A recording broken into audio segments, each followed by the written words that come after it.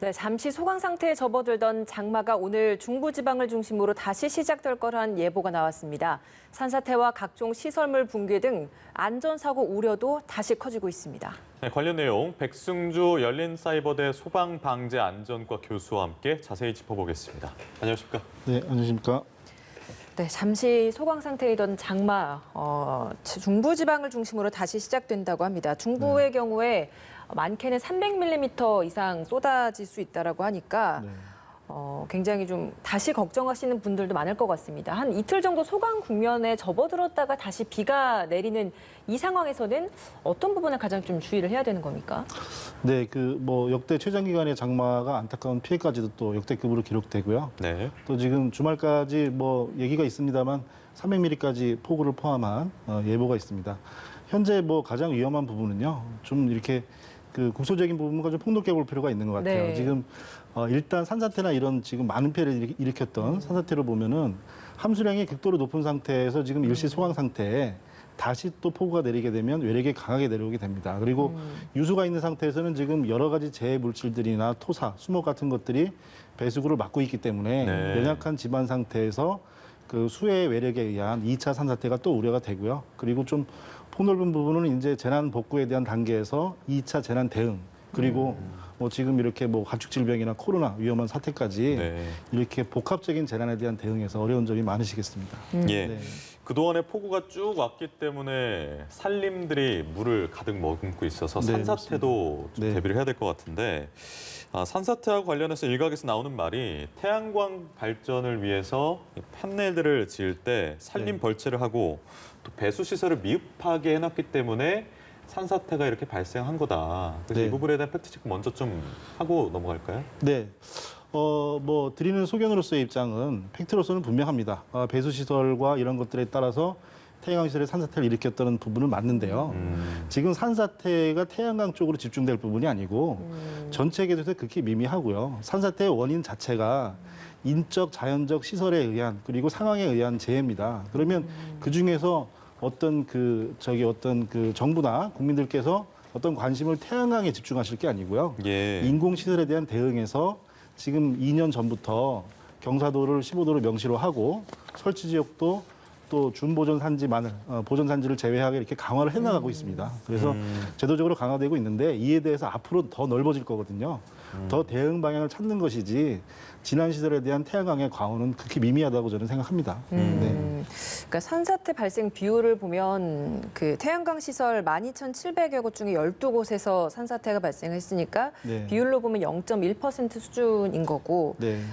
이번 비로 발생했던 산사태 건수가 1,100여 건 정도인데 그중에서도 12건이면 한 1% 수준인 것 같습니다. 말씀하셨던 것처럼 다양한 요소들이 작용을 하면서 산사태가 발생을 하는 건데 그렇다면 이 태양광 설비의 발전, 개발이 직접적인 원인이라고는 볼 수는 없다라는 말씀이신 건가요? 네, 드리고 싶은 말씀이 그 부분입니다. 그래서 여러 가지 수많은 원인 중에 극소적인 부분이고요. 그리고 이제 여기서 얻을 수 있는 교훈은 뭐냐면 과수원이든 인삼밭이든 수많은 시설에서 지금 산사태가 벌어지고 있습니다. 네. 그러면 앞으로 설치되는 인공시설에서 그리고 지금 그 산사태 개소를 예를 들어 일각에서는 줄여서 발표를 하려고 하고 일각에서 또 과대하려고 하는 부분에서는 그럴 게 아니고요. 어떤 사례로 어떤 이유로 했는지를 명확히 밝혀내고 지금 사실은 지금 밝혀지는 부분에서는 대부분의 산사태가 수년 전에 초기 난개발 시기에 네. 이게 그런 태양광들이 문제가 일으킨 걸로 밝혀지고 있거든요. 그래서 이제 이거를 이제 재난에 대한 가장 큰 문제는 다른 이유로 해석하면 안 됩니다. 이것에 대해서 어떤 문제가 있을지 정확히 파악을 하고요. 앞으로 소급도 하고 또 개선해 나갈 필요가 있겠습니다. 그 당시 초기에는 경사도에 대한 제한도 딱히 없었던 겁니까? 없었습니다. 그래서 산림에 대한 기본적인 경사도 개념이 25도에서 15도로 지금 강화가 되었었고 그런 부분에서 이제 태양광에 대한 부분은 항목이 없던 차에 그 15도란 전체적인 그 산림청에서의 개념이 강화가 되면서 이제 법규의 명시가 별표의 명시가 됐고요. 시행령 별표에 그리고 또 포함해서 이제 산지의 설치 지역에 제한이 없었는데 이제 보존 산지는 제한을 하고 준보존 산지에만 설치를 하도록 그렇게 강화되고 있습니다. 근데 이전에 설치된 지역들이 있었던 거죠. 철거할 수가 없기 때문에. 네, 그렇습니다. 네, 그리고 앞으로 또 전국도 에너지 정책에 보면은 거시 정책에 보면 최대 태양광은 3%까지도 계획하고 있습니다. 국토 면적에. 그러면 이게 엄청나게 넓어질 수밖에 없는 앞으로 이걸 어떻게 할지를 좀 명확하고 냉철하게 볼 필요가 있습니다. 예. 네. 그 이번 집중호우의 경우에 토성류에 의한 피해가 컸다 이런 이야기도 있더라고요. 네. 토성류가 어떤 겁니까? 네. 이제 우리 국민분들께서도 이제 토성류 이렇게 좀 전문적으로 이런 좀 안전의식이 높아지시는 것 같습니다. 그러면 이제 과거에는 산사태는 이제 호우에 의한 산사태 이러면 호우에 의해서 산이나 이런 수목 같은 것이 떠내려가면 전체를 포괄적으로 얘기하는데 그렇죠.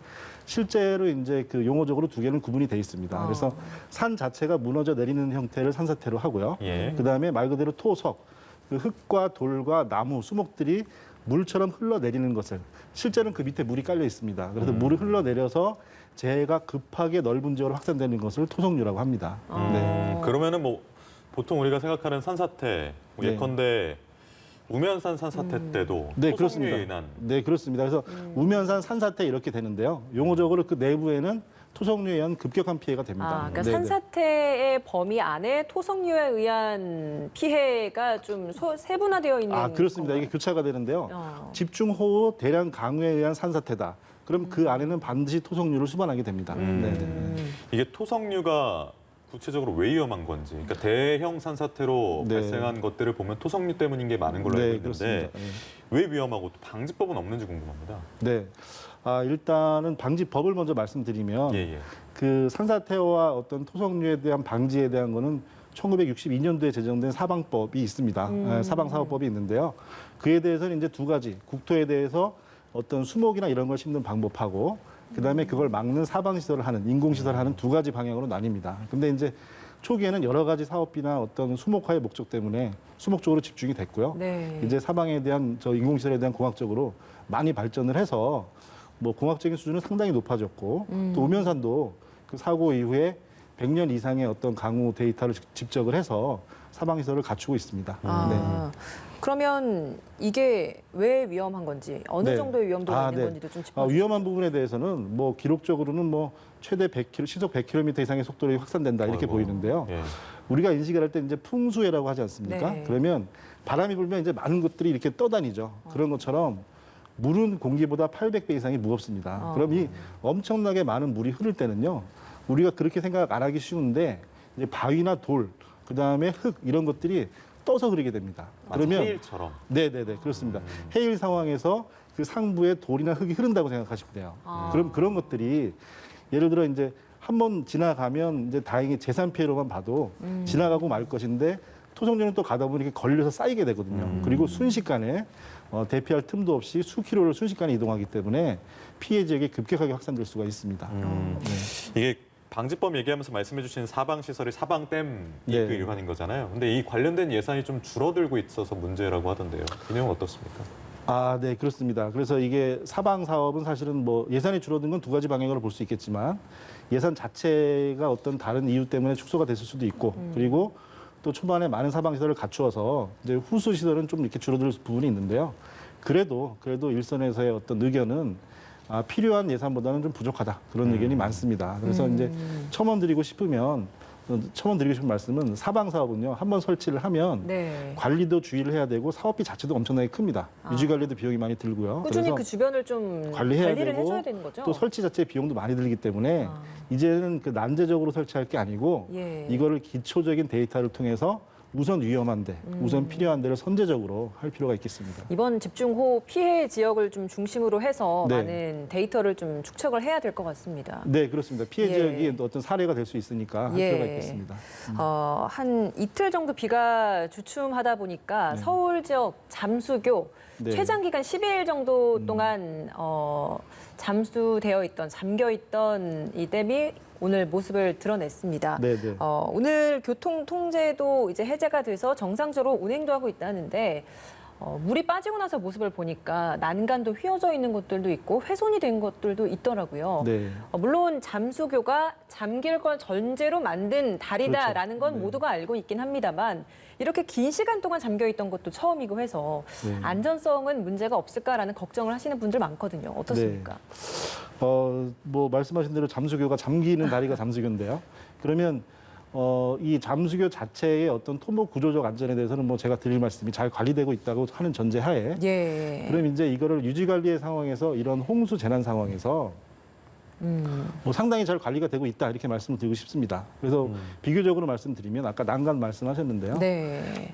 잠수교 상태에서 사실 난간은 안전 때문에 반드시 필요하지만 이 안전을 튼튼하게 할 수가 없습니다. 난간을 튼튼하게 하면 아까 말씀드린 대로 토속류 이런 흙속 한강의 수위가 높아지면 흐름이 빨라지잖아요. 예. 그런 부유물이나 이런 것들이 많이 흐르게 되는데 이걸 난간이 적체시키게 되고 또 교량의 측면으로 하중을 엄청나게 많이 쌓이게 됩니다. 네. 그래서 난간은 지금 접이식으로 기본으로 설치가 돼 있고요. 그리고 일정 강도 이상이 되면 부서지는 게 맞습니다. 잠수교 같은 경우는. 그리고 잘 관리가 돼 있다는 부분은 뭐냐면 뭐 안타까운 건 얼마 전 지하차도 사고 또 기억하실 겁니다. 지난달 지하차도 부산에. 있었는데 예. 그러면 높은 곳에서 낮은 곳으로 흐르는 물이 반드시 고이고 문제가 생긴다는 건 압니다. 그러면 이제 다른 모든 조치와 함께 선제적으로 출입 통제 같은 것들에 대해서 반드시 좀 이렇게 능동적으로 신속하게 대처할 필요가 있었겠습니다. 네. 예, 알겠습니다. 이 내용도 좀 짚어봐야 됩니다. 용담댐에 의해서 섬진강하고 금강유역에서 발생한 물난리를 두고 지금 책임 공방이 있습니다. 네, 네. 지자체는 사전 통보 없이 일방적으로 방류를 했기 때문에 피해가 커졌다는 입장이고 네. 수자원공사 측은 매뉴얼대로 했다. 혹은 뭐 기상청에서 오보를 했기 때문에 발생한 일이다라고 서로 지금 책임을 떠넘기고 있거든요. 네. 이거 좀 어떻게 봐야 되겠습니까? 그 환경부하고 기상청 수자원공사에서 이제 유기적으로 거시책을 만들게 되고요. 실무를 수자원에서 담당을 하고 또 그에 따른 또 사용을 하고 이익을 보고 또 잘못됐을 때 피해를 입는 거는 또 지자체고 국민들이십니다. 예. 그러면 지금 뭐 책임 공방 말씀하셨는데 한 분당 말씀하시는 거는 그분들 입장에서 맞는 말이에요. 사실은 그렇지만 7월 말에 일기예보만 봤지 8월 달에 일기예보를 예상을 못했다. 그럼 앞으로 예상되지 못하는 상황에서 똑같은 게 다시 반복될 수 있다는 말을 하게 되는 거거든요. 예. 그러니까 이런 부분은 신속한 대응과 유연성이 중요합니다. 예를 들어 기본 매뉴얼과 방류 매뉴얼이 있다고 해서 예를 들어 갑자기 호우가 계책이 되고 이런 실시간 정보가 정해지는데 정해진 매뉴얼대로 행동을 하면 피해가 뻔하게 되면 당연히 유기적으로 바꿀 필요가 있겠죠. 그런 사전 데이터가 필요하고요. 또 하나 말씀드리고 싶은 거는 이 상류에 저류하는 부분에서 태풍 호우를 대비해서 저류를 하게 되면 수위를 수미터 수십 미터를 물을 비워놔야 되는데 예. 그렇게 되면 평상시에 이제 민원이 많습니다. 이 관광지나 이런 분들에서 이 수위가 높낮이가 흉하고 하니까 물을 좀 계속 채워달라.